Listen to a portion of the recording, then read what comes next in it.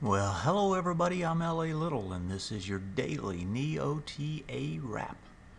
Where we take a look at these markets, we do it from a neoclassical perspective, each time asking ourselves just that one question: what happened today, and what does it tell us about the coming ones? I do this show 4 times a week, every Monday through Thursday. It's broadcast at or before 10 o'clock Eastern Time. It's archived on YouTube. It's under the channel L.A. Little, and what we had today was something you don't see very often. You basically had flash crashes around the world. You saw it here, you saw it elsewhere. Huge losses. Losses that normally would be associated with, a total meltdown almost, right? I saw today, Starbucks down 20%. Other names down ridiculous amounts, all on the open, all within, the first 4 or 5 minutes of trading.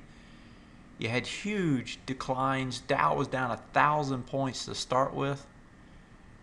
Big bounce backs, but still pretty serious declines at the end of the day. After hours, futures down huge again, and then they rally all the way back up to be positive fairly large amounts. Very volatile, very uncertain situation.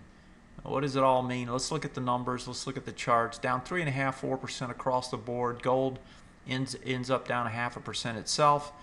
You had huge losses everywhere. I mean, if you go to oil, down 5.5%. You go to, the dollar itself, down 1.5%. You had breakouts on the dollar, or breakdowns on the dollar, breakouts on the euro, an attempt to do the same on the yen. Currency moves, big moves in bonds, they give it all up.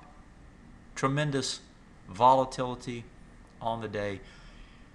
S&P, let's start with the S&P. So if we take a look at the S&P, right, we had the day that broke the swing point lows to start with. So if we go back and we look at this, right, you have these swing point lows, and now they look like little bitty things up there. But you had these breaks of the swing point lows, and then you had the escalation that took place off of it on Friday and then again today. Now you have essentially met those range breakouts, right? The extensions that we were looking at last week, they're there, right? The extensions were met today. They overextended below it. They actually went into the October lows high, pushed into it, and in the case of the S&P 500, actually stayed in it. So tremendous damage. Stocks just thrown out as if they didn't matter today. If we look at the NASDAQ, which of course has been a stronger index, of course there we had the huge breakdown as well. Looks the same. Breaks of multiple swing point lows on multiple time frames. It also goes into the highs of the lows. 43.0382 was the number. It got to 42.92, closes over it. So the NASDAQ tests into the highs, closes back over it. This looks like it's setting up the bounce. Where can it bounce? I mean, there's two sets of numbers. I mean, the first bounce is back into this range. The next one's all the way back up here. So, and then you have this overlap area. So you can get a big move back to the top side. Already had huge volatility the last 2 days. I suspect you're going to see more of that come tomorrow. The Russell, same sort of thing. Breakdown, breaks on multiple time frames. Had already previously done that and then broke here on multiple time frames. The high of the low here was 10.99.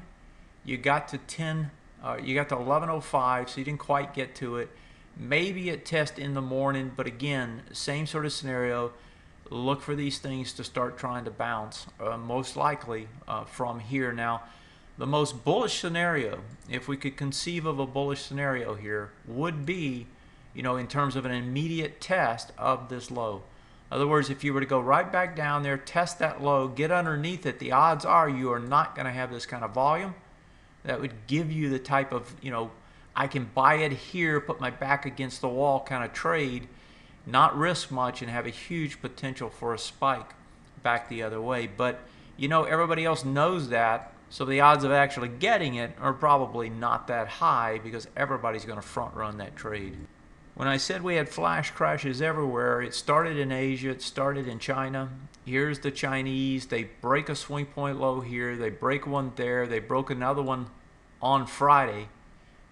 Makes it suspect bearish, and then tonight's break actually looks like it's going to be suspect bearish again. These breaks now are going to set up, not just here but everywhere we're looking, is going to set up bearish retest regens on the way back up. So you get the press down, right? At some point the buyers swoop in, get the move back up, and then you test back into the bars that you've broken. Those are the areas of significance on the way back up. Those are the areas that will tell you whether it's just a bounce and more down is to come, or whether there's something else to it. So that's what we'll be watching on the way back. But that was Shanghai. And here's Hong Kong.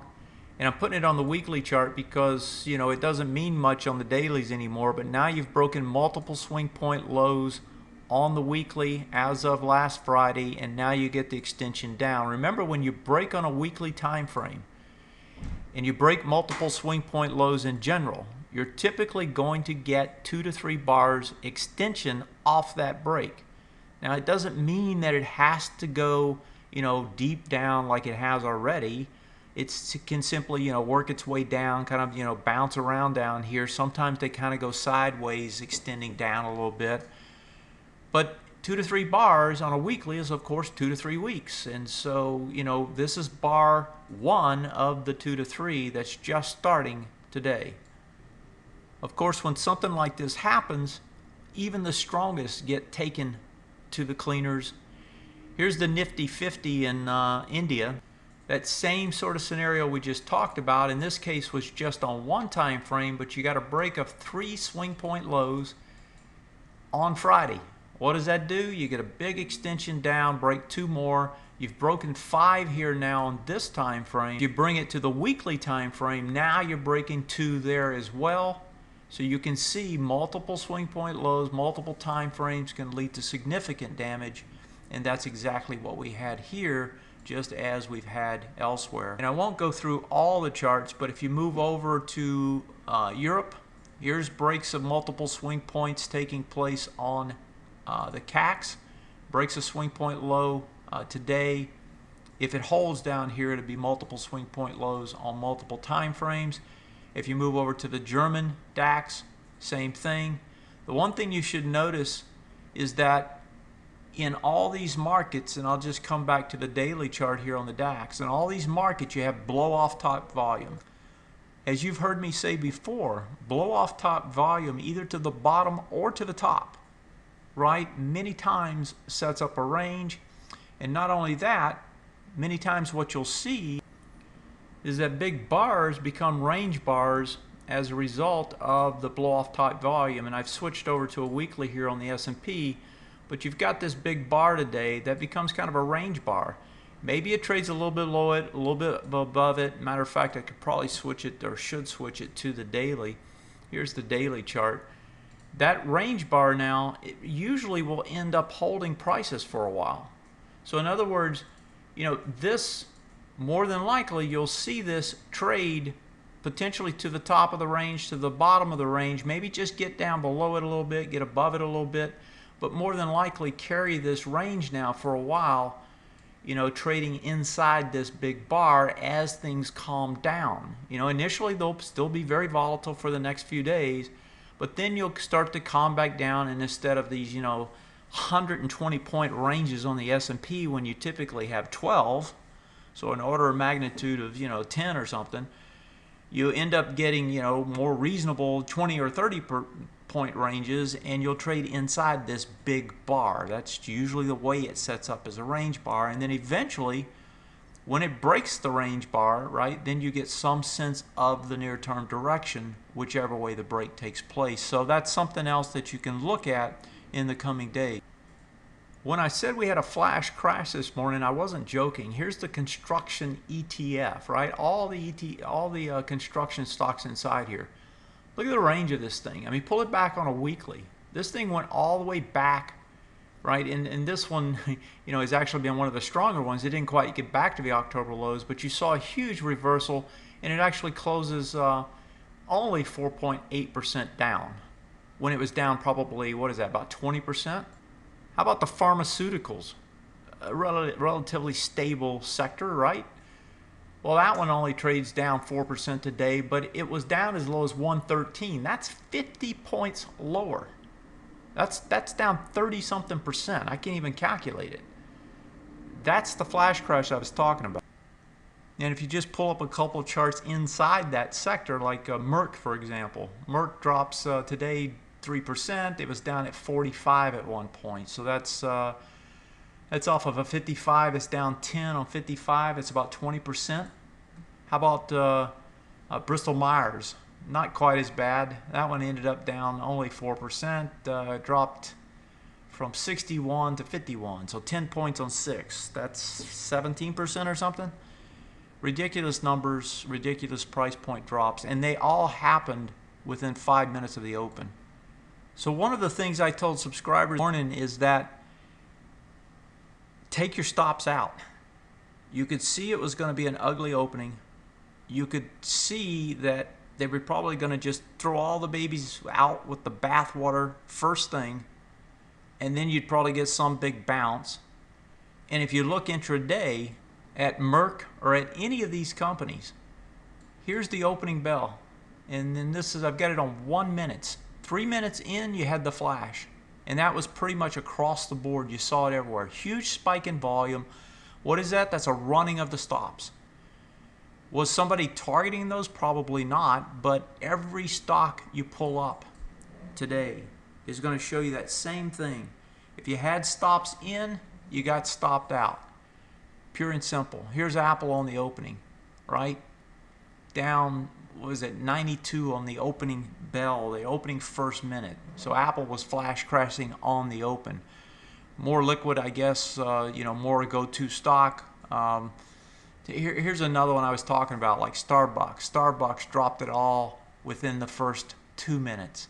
Starts up, opens at, 48.05, and within a minute, it's at 42. 20% down. Huge moves, folks.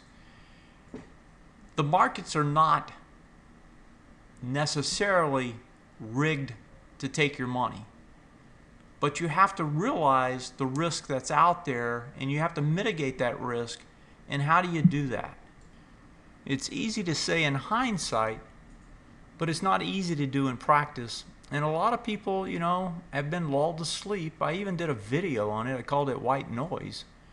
They were lulled to sleep by this big range that it's set up, because so many times inside this range we simply traded up and down, right? And I talked about exactly that, right? Where this market just slowly puts you to sleep as it goes up and down, right? And never wants to crash. And then eventually, then you get the crash. And so if you just start taking this forward a little bit, one bar at a time, you start to see the range break.